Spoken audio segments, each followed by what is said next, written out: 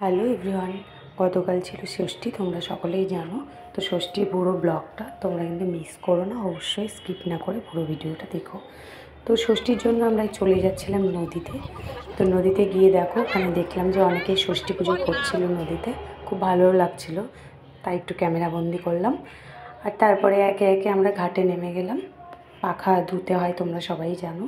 তো সেই জন্য ঘাটে খুব কিন্তু কাদা ছিল, তো নামাটাও ভীষণ চাপ ছিল, কারণ পিছলে যাওয়ার মতো। যাই হোক, তারপরে নেমে গেলাম। নেমে গিয়ে ওখানে সকলে মিলে দাঁড়িয়ে কিন্তু একটা ছবি তুলে নিলাম। তো সেই সিনটাই দেখাচ্ছি তোমাদেরকে। তো ওখানে ছবি টবি তুলে তারপরে একে একে ওখানে পাকাটা ধুয়ে নিলাম, কারণ সকলে মিলে ধোয়া যাচ্ছিল না, দাঁড়ানো খুব অসুবিধা, যেহেতু পুজো করছিল সকলে ওখানে। সেই জন্য কারো অসুবিধা না করে ওখানে আস্তে আস্তে একে একে করলাম। তারপরে দেখো চলে আসলাম বাড়িতে। আর বাড়িতে এসে পুজোর কিন্তু সমস্ত জোগাড় করেই গিয়েছিলাম। তো পুজোও শুরু হয়ে গেছে, এখানে দেখতেই পাচ্ছ।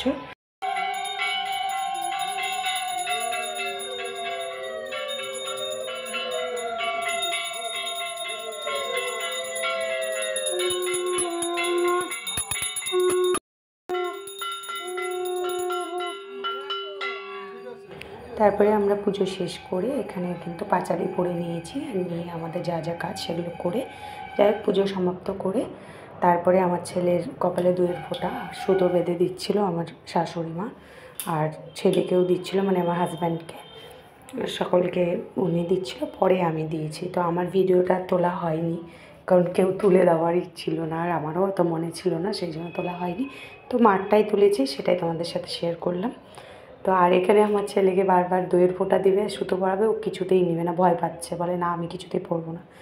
তো যাই হোক, ওখানে সব কিছু সেরে তারপরে বিকেলের দিকে এই 4টার দিকে তখন কিন্তু একটু বাচ্চাদেরকে নিয়ে বেরোলাম, কারণ তো আমার বাবার বাড়ি যাওয়ার কোনো ইয়ে নেই, কারণ মা বেঁচে নেই, সেই জন্য ষষ্ঠী করতে যাওয়ার কোনো ব্যাপারও নেই।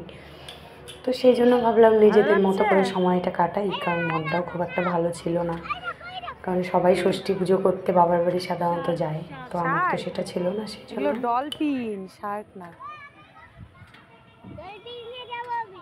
ঢুকলেই দেখো গাইস বৃষ্টি নেমে গেল, ঝড় বৃষ্টি চলে আসলো। আমরা পার্কে গেলেই কি এরকম হয়? তোরা একটু শোনো, প্রচন্ড জোরে বৃষ্টি আসছে, নিয়ে আয় ভাইকে, প্রচন্ড বৃষ্টি পড়ছে। বাবাই